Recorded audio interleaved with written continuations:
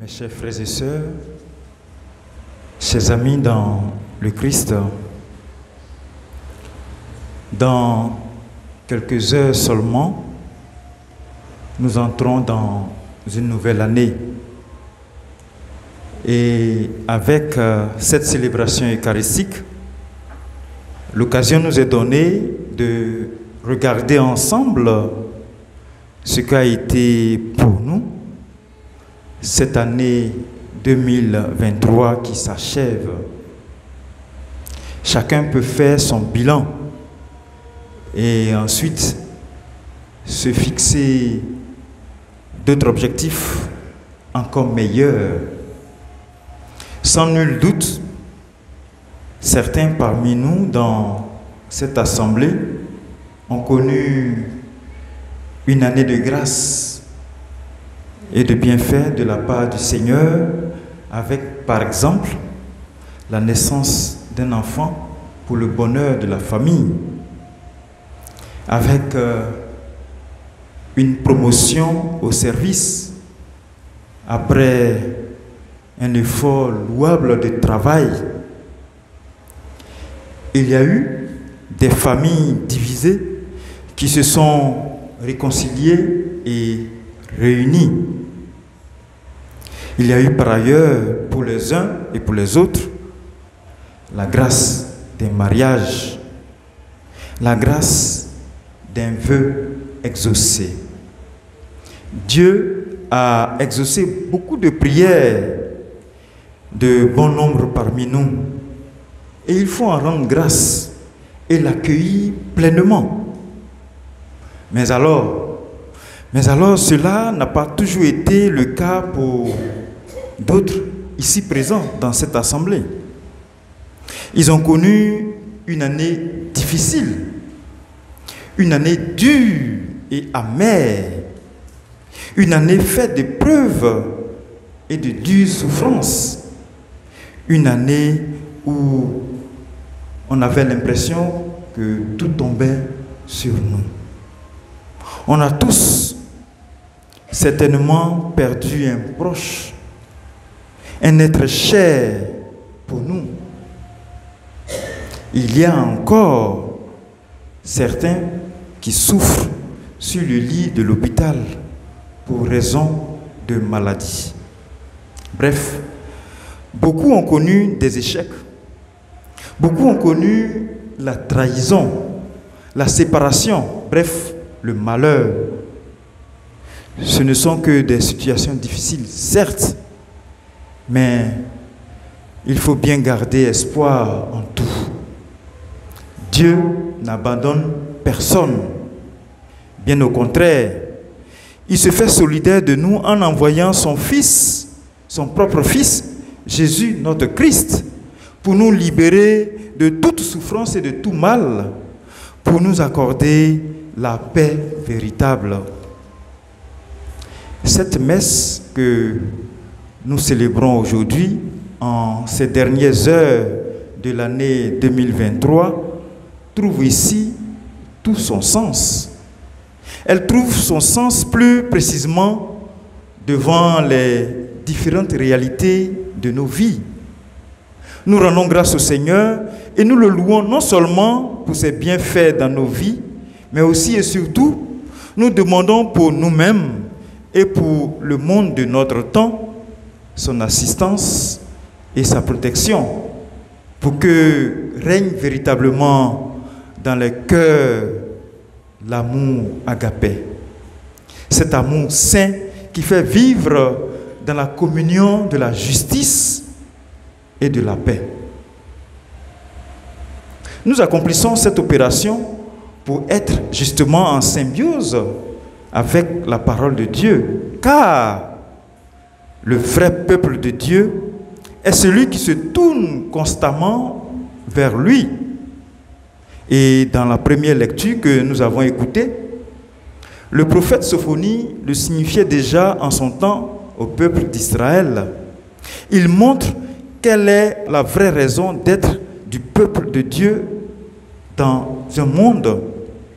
Il s'agit non pas de chercher un rôle de prestige, ni d'intervenir sans discernement dans le jeu politique, ni non plus de chercher à dominer le monde, mais il s'agit de témoigner d'un nouveau sens de l'homme et de sa société, c'est-à-dire de devenir un peuple où l'on tient et respecte la dignité du pauvre, où la justice a une force de loi et où la tromperie et le désir de dominer ne sont plus la base des rapports entre les hommes. Et je crois que c'est toujours la mission de notre Église. La mission de notre Église au service de notre monde actuel. Cherchez le Seigneur, vous tous, les humbles du pays qui fêtent sa volonté. Cherchez la justice, cherchez l'humilité. Peut-être serez-vous à l'abri au jour de la colère du Seigneur, disait le prophète Sophonie. Mes chers frères et sœurs, je puis vous le dire, en entrant dans la nouvelle année 2024, il y a vraiment lieu de prier pour la paix. Prier pour la paix en commençant par renouveler notre engagement à être des artisans de paix autour de nous. Heureux sommes-nous.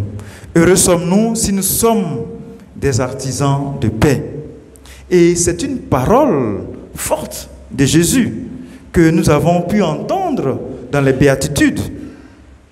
Elle doit attirer notre attention. Pour rappel, les béatitudes, comme nous l'avons entendu dans l'évangile de Matthieu, ces béatitudes ont d'abord été, dans leur forme originale, un message kérigmatique par excellence, c'est-à-dire une promesse de la miséricorde divine aux âmes religieuses, à ceux qui sont en butte aux misères de tout genre et qui attendent tout de Dieu. À ceux-là, les béatitudes sont une promesse. Les béatitudes ne peuvent l'être pour les orgueilleux, ceux qui se réclament de leurs bonnes œuvres. Il y en a toujours. Par expérience, vous voyez, il y a des gens, quand ils vous font du bien, ils veulent qu'on clame cela sur tous les toits, ne serait-ce que pour leur honneur, pour leur prestige. La béatitude n'est pas faite pour eux. Nous mettons particulièrement en point de mire cette béatitude-là. Heureux les artisans de paix, car ils seront appelés fils de Dieu. Tout comme les autres, cette béatitude constitue pour nous une bonne nouvelle. Elle est une traduction concrète du message central du Christ, à savoir que le règne de Dieu est tout proche. Et l'attention se porte non pas sur la conduite que Dieu suivra lors de l'établissement de son règne, mais sur celle que nous avons à adopter pour avoir part au bienfait du règne. Suivant cette béatitude donc, le Christ ne sera pas simplement une récompense dans l'au-delà pour ceux et celles qui sont artisans de paix, mais cette béatitude est d'ores et déjà notre bonheur ressenti dès ici-bas. Ceux qui s'engagent pour la paix font d'une manière ou d'une autre l'expérience de Dieu qui les prend comme des fils bien-aimés. Il ne cesse de leur communiquer la joie de sa présence. Ceux et celles qui s'engagent en faveur de la vérité, de la justice et de la paix, ceux-là comprennent que Dieu est avec eux. Et cela à l'image de Jésus, notre Christ. Le Christ est la révélation de l'amour du Père. Il n'a pas hésité à s'offrir lui-même en sacrifice. Quand nous l'accueillons, lui qui est homme-Dieu, on vit toujours la joyeuse expérience d'un don immense, c'est-à-dire le partage de la vie même de Dieu, la vie de la grâce, prémisse d'une existence heureuse. Au fond, c'est Jésus qui nous donne en particulier la paix véritable, celle qui naît de la rencontre confiante de l'homme avec Dieu comme Père. La paix est un don de Dieu. Et si tant est que la paix est un don de Dieu, il reste que tous, nous avons la tâche de la construire ensemble, de la réaliser pour un monde meilleur. Et dans un même élan, nous prions pour la paix dans nos cœurs. Nous prions pour la paix dans notre pays et partout ailleurs dans le monde. Car il subsiste toujours des situations de trouble en nous, des situations de tension et de violence autour de nous dans notre pays. Il y a des situations de conflit dans notre sous-région ouest-africaine avec une menace permanente du djihadisme. Il y a la guerre qui perdure au Proche-Orient entre Israël et le Hamas, vous le savez. Il y a la guerre entre l'Ukraine et la Russie. Dieu seul sait combien cette guerre est une guerre froide. Mes chers frères et sœurs, la violence, la vengeance et la guerre n'ont jamais été une solution. Elles sont toujours un échec. Quand l'homme pense seulement à lui-même, quand il pense à ses propres intérêts et à sa place au centre de tout, quand il se laisse séduire par ses idoles de domination, du pouvoir ou simplement de l'argent, quand l'homme se met à la place de Dieu, c'est alors qu'il abîme toutes les relations. Il ruine tout et ouvre la porte à l'indifférence. Il ouvre la porte au conflit et à la violence. Et ainsi, la satisfaction des désirs individuels et immédiats, la folie des idéologies l'emporte sur le bien commun. On en arrive à devenir aveugle, à oublier que tout homme, quelle que soit sa situation, quelle que soit son étape de sa vie, son origine et sa fragilité, on oublie que l'homme est respectable. La vie est sacrée et il faut en tenir compte. Loin d'être la réussite économique ou un honneur, la paix, me semble-t-il, est comme le bien le plus précieux. Elle est cette énergie à mettre en œuvre pour promouvoir une plus grande communion avec Dieu, une communion avec soi-même et avec les autres. Elle ne peut s'instaurer que si la personne humaine est respectée. Pensez-vous qu'aujourd'hui, en Côte d'Ivoire, au vu et au su de tout ce que nous vivons, pensez-vous que la personne humaine est respectée? À nous de nous engager et de faire justice. Cela y va de la paix. Et non pas se laisser abattre comme des moutons. La vie en plénitude est réellement le sommet de la paix. Et qui veut la paix ne peut aucunement tolérer les atteintes ou des crimes contre la vie, comme par exemple l'avortement, la remise en question de la structure naturelle du mariage comme l'union d'un homme et d'une femme. Vous le savez, et la question est d'actualité.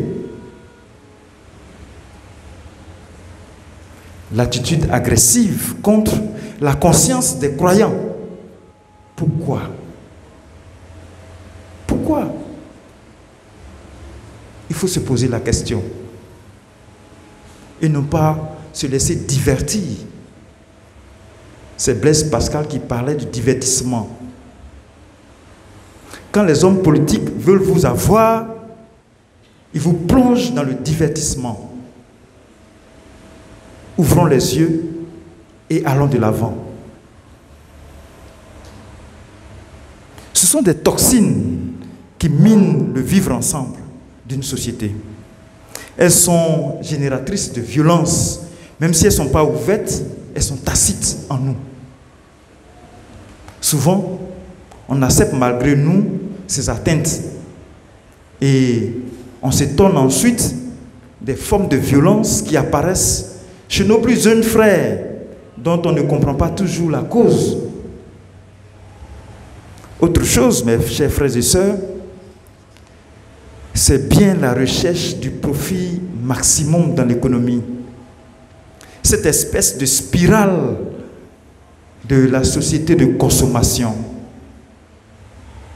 elle est essentiellement vécue dans une optique individualiste, je dirais même égoïste. On ne cesse pas d'amasser pour soi. On veut toujours avoir tout pour soi-même.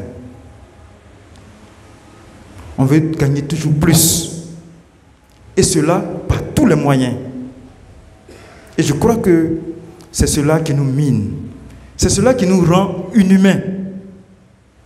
Parce que justement, le principe de gratuité comme expression de fraternité et de la logique du don, tout cela est foulé aux pieds.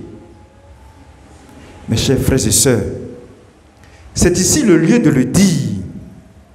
L'artisan de paix, c'est celui qui doit être lui-même habité par une conception de l'homme, une éthique et des valeurs qui l'appellent à s'engager personnellement dans l'édification de sa société, qui doit être respectable, qui doit être fraternel et qui doit être plus solidaire. Seul celui qui est pacifique, c'est-à-dire pacifié intérieurement, peut être un artisan de paix. Il rayonne la paix. La paix, pour tout vous le dire, demande une vie intérieure riche. Elle demande des références morales claires et valables, des attitudes et des manières de vivre appropriées. Ce sont les pensées, les paroles et les gestes de paix qui créent une mentalité et une culture de la paix, pas autre chose. Une atmosphère de respect, d'honnêteté et de cordialité.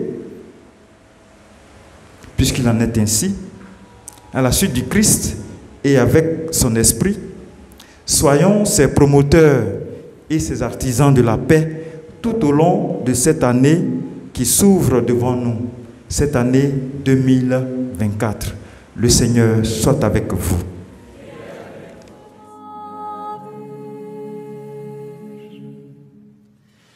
Le Seigneur